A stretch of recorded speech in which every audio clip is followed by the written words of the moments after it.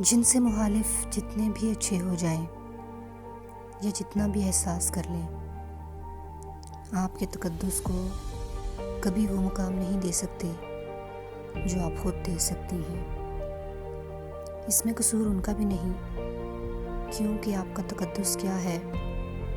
یہ صرف آپ اچھے سے جانتی ہیں۔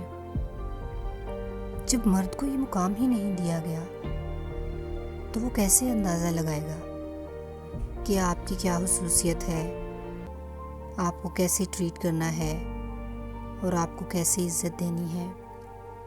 تو اکثر حالات میں مرد کا آپ کے ساتھ غلط رویہ آپ کی اپنی وجہ سے ہی ہوتا ہے، کیونکہ آپ کو جو پابندی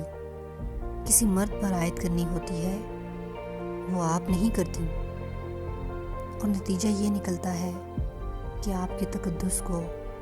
پامال کر دیا جاتا ہے۔ یاد رکھیں، صنف نازک کو اپنے ساتھ روا رکھے جانے والے سلوک کا تعین خود کرنا ہوتا ہے، اور جب آپ کو خود علم ہو جائے کہ آپ نے کسی بھی رشتے کو کیسے لے کر چلنا ہے، تب ہی آپ کی عظمت آپ کے پاس محفوظ رہتی ہے۔